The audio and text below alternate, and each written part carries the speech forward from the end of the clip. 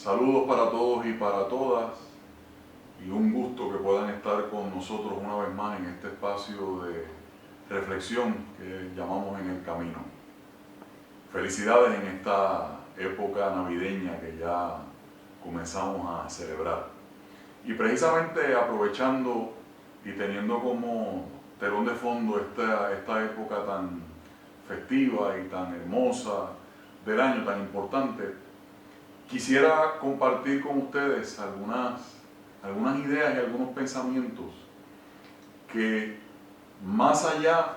del nacimiento de Jesús, que obviamente es el evento central, la llegada del Emanuel, del Dios con nosotros, hay otra serie de sucesos, de narraciones, de dinámicas, de encuentros que se están dando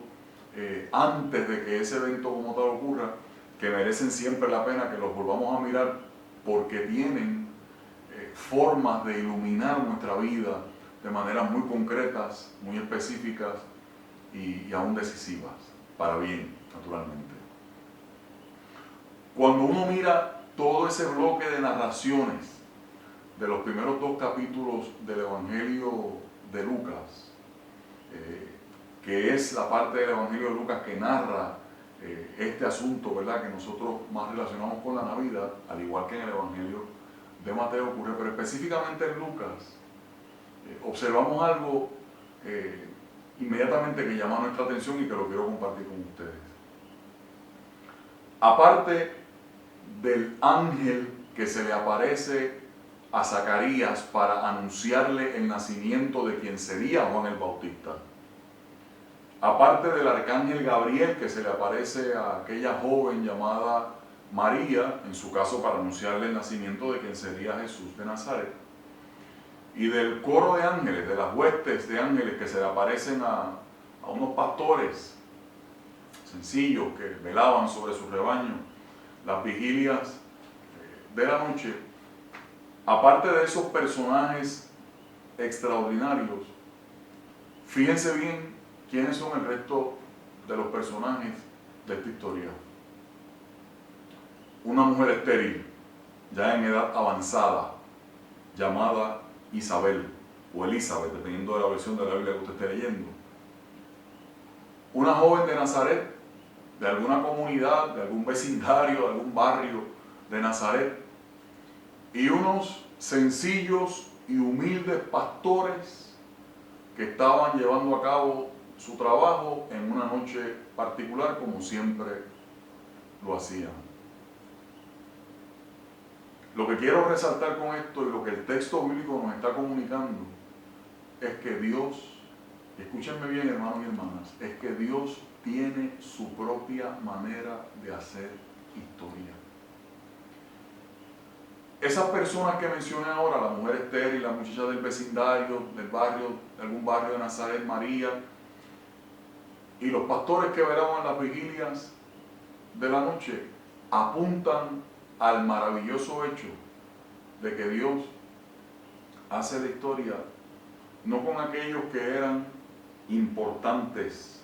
para el pueblo o para la sociedad, o la gente a quienes se le adscribía cierto prestigio social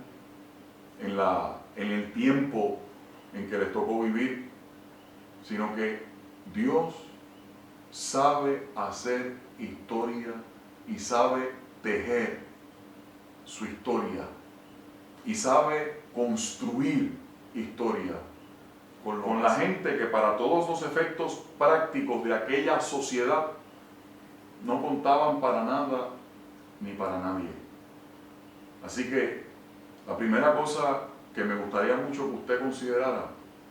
hermano y hermana que me escucha, o joven que me estás escuchando, es que precisamente si tú eres de los que piensa que la vida tuya no parece tener una gran relevancia,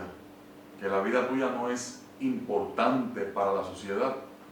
déjame decirte que tu vida para Dios es sumamente importante, con el potencial de que ese Dios que hizo historia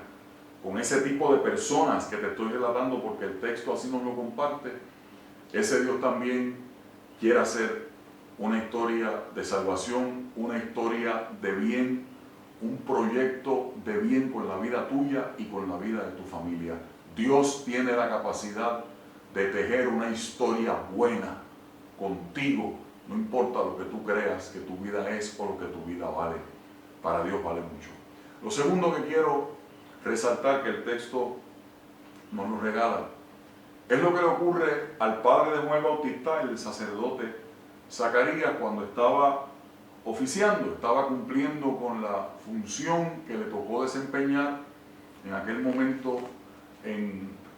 el templo de Jerusalén, en el lugar específico en que tenía que estar, que no vamos a entrar en eso ahora. Cuando el ángel le dijo: tu ruego ha sido escuchado, y a renglón seguido le anuncia que ella y su esposa Isabel o Elizabeth habrían de concebir, ya en edad avanzada, un hijo. La historia de la Navidad nos recuerda una cosa que posiblemente usted ha escuchado un montón de veces, pero que vuelve a hacerse pertinente en este momento, y es que la oración es siempre escuchada. La oración es escuchada y recibe respuesta, aunque haya una tardanza, en muchos casos una tardanza muy prolongada, porque recordemos que Isabel y Zacarías, y no pierda esto de perspectiva, eran de edad muy avanzada. Así que ellos habían estado pidiendo, sabe Dios, cuánto tiempo en su juventud, por cuánto tiempo y con cuánta intensidad habían estado elevando ese ruego, con fervor, con entrega, con expectativa, con esperanza, sin recibir ningún tipo de respuesta, o por lo menos la respuesta que ellos anhelaban, que ellos querían. Si nosotros hiciéramos un ejercicio, y perdónenme que lo diga de esta forma tan coloquialmente, que nosotros imaginémonos que en el momento en que el ángel le dijo a Zacarías: tu ruego ha sido escuchado, imaginémonos que en ese momento el tiempo se hubiera detenido. Yo hasta me atrevería a pensar que en esas primeras milésimas de segundo, en esos primeros instantes, incluso, piénselo, hasta me atrevo razonablemente a pensar que Zacarías se preguntaría: ¿y de qué ruego? ¿De qué ruego me está hablando este ángel? Porque a lo mejor ya Zacarías y Elizabeth les había ocurrido como a Abraham y a Sara en el Génesis, que ya habían perdido todas las expectativas de engendrar. A usted le puede haber pasado que en un momento dado de su vida usted estuvo intensamente intercediendo por algo,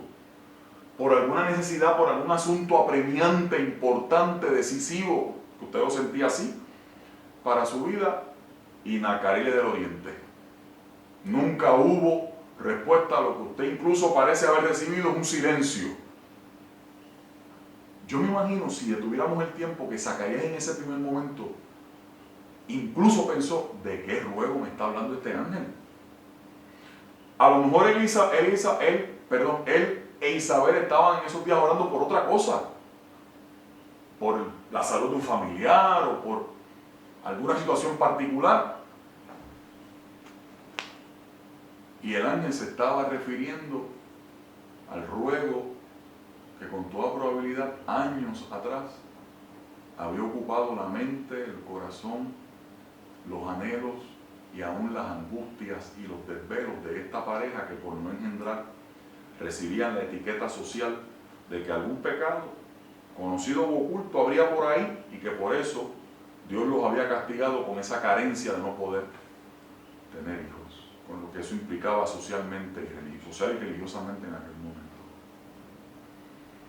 ¿Sabe lo que estoy diciendo, verdad? Que hasta los ruegos que a lo mejor a ti se te han olvidado, que en algún momento tú le hiciste a Dios,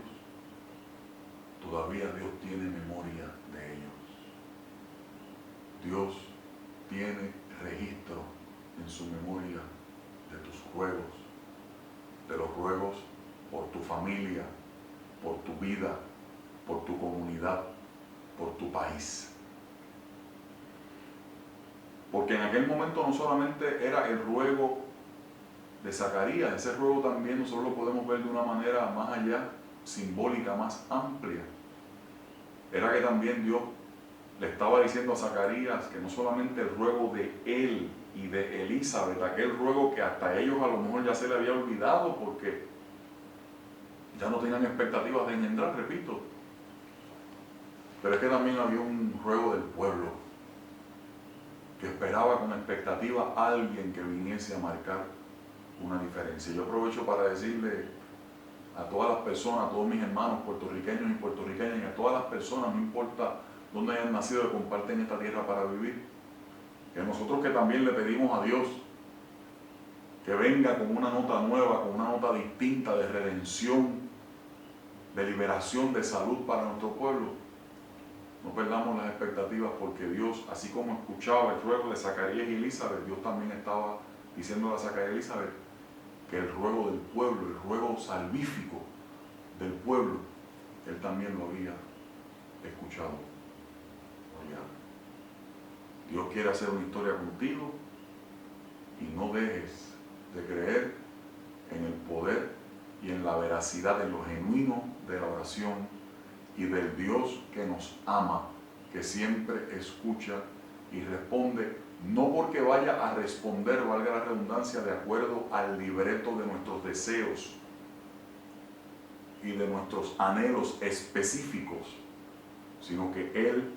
sabe siempre cuál es el momento y nos ayuda a nosotros también a interpretar esos momentos. No temas, porque tu pueblo ha sido escuchado. Que Dios nos bendiga a todos y a